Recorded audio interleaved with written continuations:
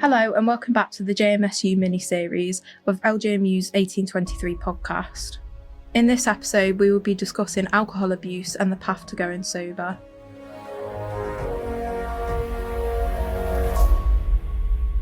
Before we begin, this is a trigger warning that we will be discussing alcoholism, drugs, mental health, self-harm and suicide in this episode. My name's Lois and I'm joined by LJMU student Mel, who's here to share their story about going sober 3 years ago. So welcome Mel, thank you so much for coming on to this podcast. Just tell us a bit more about yourself and why you've come on here today. Well, I'm currently studying criminology at LJMU, and I'm hoping that I can share my story of being sober, the difficulties of being sober as a student, and inspire other people who are going through a similar experience to change their life. So to start off with, what was it that made you start to drink at such a young age? I think roughly around 14, 15, it began as a bit more of a kind of rebellious act.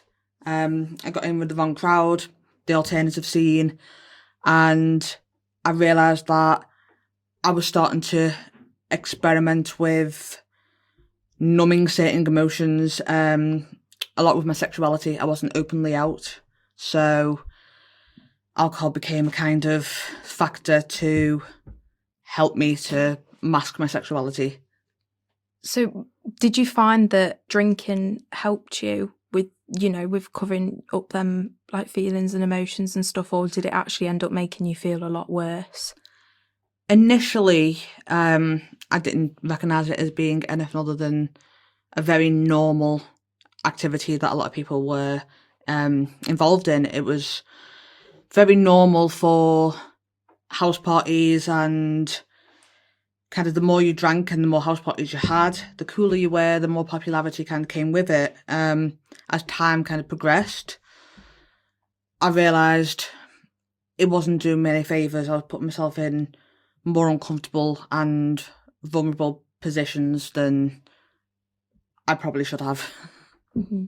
I think, you saying about, starting with a young age, going to house parties and stuff like that, I think even for everyone of a young age, there is such like a sort of peer pressure almost with drinking that, you go to house parties and you sort of feel forced to have to drink, just like you say, for like popularity, because, especially at such a young age, you don't want to stand out from other people from, and not drinking will do that in that sort of thing, which is a horribly toxic thing, especially at the age of like 14. It's a very kind of toxic culture, unfortunately, that it's so normalised to be involved in alcohol, involved in smoking, even hypersexualised.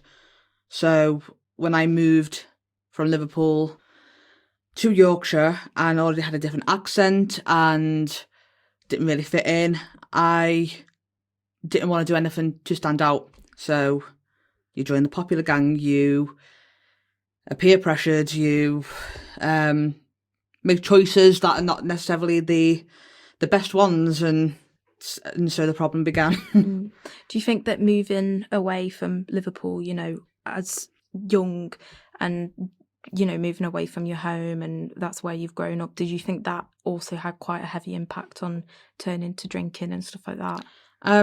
Definitely, to be honest. Moving away from my home city, away from everything that I ever knew, and standing out like a sore thumb. I moved away from friends, from normality, security, a place where I thought I belonged, to kind of being placed in the middle of nowhere like a fish out of water. And so any remote attempt to follow the crowd and not feel like the odd one out, I'd do it. With, say, drinking, this sort of drinking culture that even begins at, at teenage and in high school and stuff like that, it follows into uni, as, a lot, we all know who are at uni. Do you think, what's your opinion on that sort of stigmatised drinking culture that, has followed from a young age into university as well? We celebrate everything with drink. Celebrate the fact we've got into university, freshers, when you're trying to make friends, you're trying to make friends whilst drunk. Everything is centred around alcohol, around nightclubs, around people that you barely know, that you're going out with in a vulnerable position. Anything could happen. For people that don't drink, the amount of opportunity that's available is difficult. When you disclose that you don't drink, that's then more of a issue, perceived issue, than if you are drunk. It's almost celebrated. Let's do shots. People cheer. You got drunk. Oh, go on. And you're getting a pat on the back. You then say, oh, I'm really sorry, I don't drink. And you get a stigma. Why? You've got a problem. I can't socialise with you. You're going to be a boring character because you can't enjoy a party. But why do you need to be in a compromised position to enjoy a party? You're not living in the moment when you're intoxicated. I'd much rather know what's going on, have the memories, than the horrendous regret. Yeah, the anxiety and regret. It's real. Yeah. I think as well, you know, you saying all of that as well, it is like a competition almost. Oh, definitely. Even within friends, and, you know, it could be like your closest friends, but, you know, you still feel like you have to drink around them. It's almost, it's a bit concerning that it almost becomes a bit of a confidence thing as well, that, you know, you drink to get the confidence. I can certainly say that for me, before it became a coping mechanism, when it was life and soul of the party, it was a reputation. I could drink a lot. I could down a bottle fast. Mel will do shots. Mel will join in with this. Mel's not afraid to make a absolute fool of themselves. So it becomes a celebrated thing to be a drunken idiot. And there is a lot of competition with friends of, like, I can drink you under the table. But unfortunately, in my case and in a lot of cases, that leads to some very compromised positions. Thankfully, mine's my own doing, but there's a lot of safety risks, and there's a lot of situations where people leave themselves where they don't know where they are or who they're with, and I don't think that should be celebrated. And I think once you've kind of got that sort of, I suppose, reputation in a way of being like the quote unquote best drinker there and stuff like that, it's kind of, you're in a competition with yourself in a way, aren't you, to live up to that expectation and sort of exceed it in a way. Yeah, it became a point where very easily I could spend £60 to £80 on myself on a night out, and, you know, it was a competition of the strongest drink that I could drink, the fastest I could drink it. I've got this. And mixing drinks and a competition of, well, this time I've drank this much, but then I know I'm going out with this person, they can drink more, and if people had already started drinking when I got there, I felt like I had to up my game to be on the same level, and yeah, there's that unjust pressure. Yeah. Did you find that financially were you sort of impacted as well with drinking as well? I think I didn't notice it when I was younger, because house parties, you're not bothered what you're drinking. You're young, you're stupid. If you can get your hands on it, then you do it. As I got older, oh yeah, definitely. I wouldn't buy very much in the way of groceries. I wouldn't really particularly eat overly healthily and take care of my body. Even when it came to smoking, it was under-the-counter cigarettes, because at least I got them, but I don't know what's in them. I don't know where the hell they're coming from, but I can afford to go on a night out. And as I said, you know, £60 to £80 on myself, and that's not including buying other people drinks. That's not even including getting food on the end of a night out. That's just purely mixing all kinds of concoctions, shots, beers, whatever you handed me, I'd down. And this is your sort of second time at university, yeah, because you were at Leicester yeah. at first. Was that sort of the being at uni the first time, was that kind of the turning point of your, like, relationship with alcohol? Did that was that the moment when you were like, something needs to change here? First year, I really kind of went very hard with the social aspect of drinking. I went on a night out and I was told in the morning, "Oh, you've kissed 5 people." I can't remember that. You've thrown up and been put in a taxi, and I'd wake up like, "Why is my jumper wet?" I have no idea what I've done. I've blacked out on campus and thrown up multiple times, but I never saw an issue with it because everyone else has gone out on a party, everyone else has got a hangover. It was the norm. I'm a student. I was 20 years old, so it very much didn't seem like it was a problem. It wasn't until my mental health declined and going out on a Friday became going out Friday, Saturday. Going out Friday, Saturday and Wednesday gay night. I had a bad lecture, I'd buy a can. I had an argument, I'd buy a can. I'd go to my barber's, I'd have a bottle of beer. And it very much started to creep into a routine. It wasn't an enjoyment factor, the odd night out. It was, this is part of my routine, like waking up in the morning, brushing my teeth. I am expected to be out. People know I'm going to be out. People know I'm going to drink heavy. That's what I do. That's what I do best, milk and drink. But the moment that I knew I had to stop wasn't even when I was buying it on a daily. It was when my mental health declined to the point where I didn't want to be here anymore, and I started harming beyond smoking weed, doing balloons, being stupid. It's when I got to a point of self-harming, and one particularly bad night where I tried to take my life, and that involved me drinking a full bottle of whiskey and cutting my arm up and trying to jump in the canal before my friend found me. And I made a promise to myself on that day, you can't drink anymore. You've just tried to take your own life, and there's a reason you've been pulled back. There's a reason you're sat in that room today and someone has saved you. And I haven't drank since. What was the first thing that you did after you made that pact to yourself? What was like the first step that you took to ensure that you kept that promise for yourself?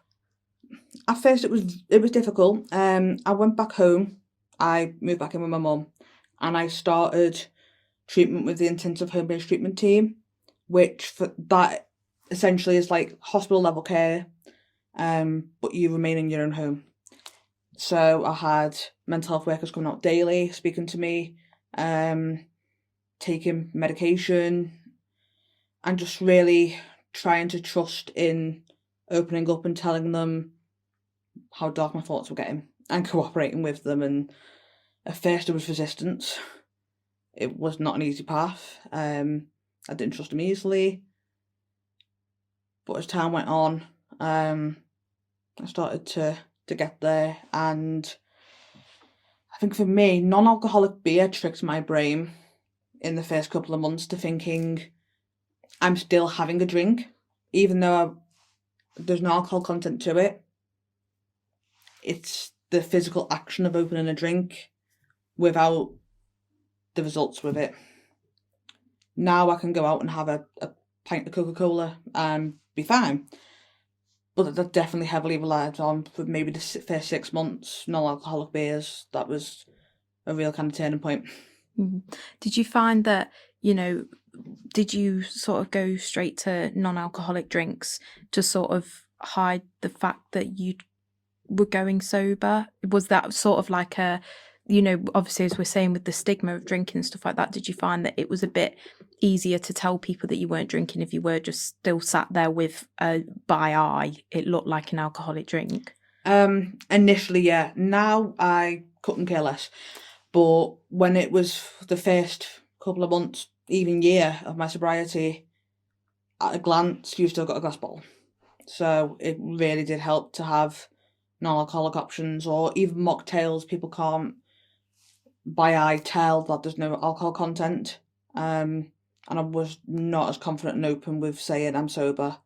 because you're admitting you've got a problem.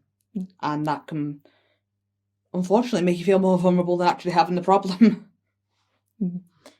And now you've been 3 years sober, but just over 3 years. Yeah. What have you found in sort of over these entire 3 and a bit years? What has, not drinking and doing anything in that sort of means, what has that done to your mental health in a positive way? I feel like I've got a lot more clarity. I can process things quicker. I feel like with emotions, I'm not hiding from them. I buried a lot deep down, and any emotion that I didn't want to feel, alcohol would suppress it. But then it just creep back up in the morning. I'm actually actively dealing with how I feel, speaking about my emotions very openly, looking after my body. And I think I'm taking opportunities that are positive for me, like I've returned to education. I think it's improved my mental health to a drastic degree. I'm living in the moment now. I don't feel like I need that false confidence. My confidence comes from finding who I am without the inebriation. Finding what really makes me unique, and knowing that my personality is not to carry me. I don't need to be drunk. Since you started uni, your first degree being in 2016, have you noticed any sort of change in more of our uni, but in sort of events that are run by the uni, that aren't alcohol orientated anymore, over the past few years? I think when I first started university, it was very much freshers wristband, nights out, nightclubs. There was nothing. Thankfully, there has been a progression, and definitely moving in the right direction. Maybe not the same level of events for people that are sober, but there's definitely a lot more than prior existed. I know I've taken part in, there's been bowling, trips to a comedy club, there's ghetto golf, there's been a few different events that I've taken part in that have been catered for and sober. So we are moving in the right direction, definitely. And just running on the back of what Mel just said, the Student Union do offer a lot of events that are not orientated around alcohol or drinking or anything like that in any way. But also every event that we run that may involve alcohol, going out bowling, to pins and stuff like that, where there will be bars and alcohol involved, never feel like you will have to drink. It's never pressure to drink, it's just there as an option. And any drinks vouchers that we give out or anything like that, please never ever feel pressured to have to get alcohol just because it's there. There's no judgment at all, and it is just an option, as I say, and never feel like you can't come just because it involves a bar. This is 1823 podcast. I can imagine coming back to a new uni, especially, but I know it's your home, Liverpool's your home, but going back to a new uni and you're your own person now, you're not relying on things anymore. Were you a bit scared in a way that things were going to come back, even though you were a lot more sure of yourself, but was there sort of that sort of anxiety about it as well? I think there's always that fear. When things go wrong, it's so easy for you to want to lean on an emotional crutch. That for the longest time was mine. And there's been moments where I thought I could just pick a can up right now. It's still a fight. It's a fight when it's social. Because I think, but if I did drink, I'd be invited out more. And it's a fight when you have a bad day, or a series of bad days, because it would be so easy to pick up a can and numb it all and not feel. It's common. I have to remind myself that there are bigger reasons why you don't. There are so many more positives as to why you don't. Even down to physical.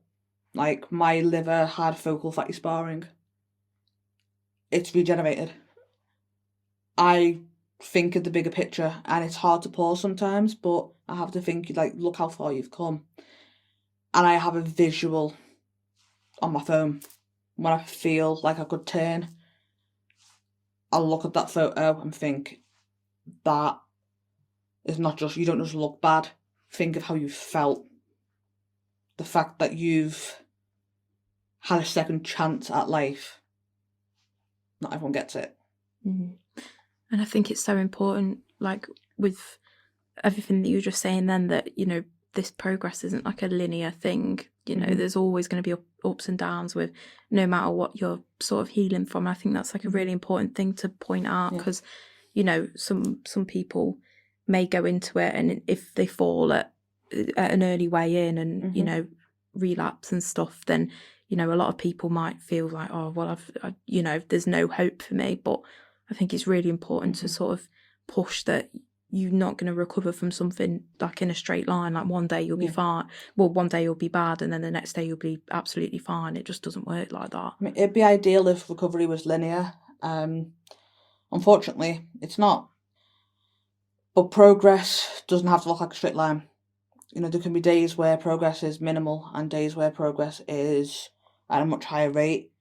And thankfully, I've not relapsed with substances, with alcohol or drugs. But there's been moments I've wanted to turn, and I have had self-harm relapse across the board. It's normal. It's not something that should be beat up. This is a real problem. If we have something wrong with our body, we go to doctors, we admit it. When something's wrong with our mind, we try and hide it. And that shouldn't be the case. To preserve your mental health and speak about it, there's no shame. And there's help out there. But the more you bury it, the more it's going to surface. Definitely. And the harder it becomes to break that down. And through, you know, these past 3 years of sobriety and this like path to helping yourself, what changes have you made in your life for the better through that? Engaging with mental health teams and admitting when I'm starting to fall has been a real benefit to me. Acknowledging and allowing the emotion to come in rather than burying it, and speaking openly, realising that there's no shame in mental health, and expressing my emotions in a creative way. I've always been a very creative person, but during the darkest times, I put pen to paper, and a series of poems have now become a book that I'm publishing. And what, with this book, can you like tell us a bit more about like the details of it and what you hope will come from publishing it for other people? So I've called it The Darkness Within, and it's a series of poems that I've written kind of from the perspective of feeling emotional abuse in a relationship, from feeling like you've got no hope, and all the emotions that have come with feeling those dark times. And I'm hoping that people who read it feel less alone, realise that they're not the only person, because you can feel very isolated when you've got mental health, when you've got addiction. It can be so easy to become consumed and feel like you are the problem, and like the problem owns you, and there's nobody else in the world that understands. And hopefully through reading, not just from a textbook of these are a set of symptoms, or, you know, how to know you've got a problem, but real deep emotional, this is how I felt at my core. Someone reads that and thinks, yeah, that's exactly how I feel. Somebody gets me. Yeah, I think it's so important to, with you know, your writing and talking about it on here and stuff like that, is the main thing is for other people to know that they're not alone in it as well. Because, like you said, mental health problems is, as much as, you know, people are trying to destigmatise it, the purpose of this podcast is to destigmatise that sort of stuff. But there is sort of still that like isolating feeling because you're in your own head. Yeah. It feels like no one else is going to understand it, and maybe, you know, people might not understand your specific mental health problems and how you feel, but everyone, well, not everyone, but a lot of people feel it in their own way. And I think it's really important that for people to know that, you know, there is always someone out there who's going to understand you to the same extent in some way. And you should talk about it rather than, you know, keep it to yourself, because, you know, sometimes you can't help yourself completely. I think sometimes we can brush off how we feel. It's just anxiety. We all have bad days. This kind of narrative, and mental health is not taken as seriously. We don't prioritise self-care. It becomes an afterthought. I'll treat myself by looking after myself. That should be top of your list. Mental health is so precious, and not enough people realise that until there's a decline. We don't do enough to maintain it. And I think, you know, saying about the decline as well, is that's kind of only when people start to talk about mental health as well, is that if someone is facing like a decline of their mental health, that's only when, you know, help and support is sort of kick-started, and that massively needs to change. Because, you know, as much as you need help when you are struggling with your mental health, you need help when you're not, to prevent something from happening as well. I think mental health services have their place, and I know for a fact I wouldn't be alive if it weren't for them. But they do focus on when the problem has already begun. And I do think that there should be a preservation of well-being before you get to that point.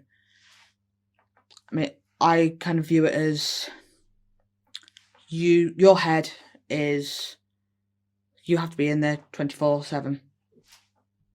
It needs to be a happy place to live. You can't escape yourself. That's your home. And if that is full of dark clouds and you're not talking about it, and there's nothing to preserve any remote element of happiness, it can become dark very quickly. As you say, it's important to carry on speaking about it, and hopefully, you know, rates will improve as more understanding happens of mental health problems and stuff like that, because that is what needs to be done really to, you know, for the first sort of change to be made. And I think that's why I'm such an open book.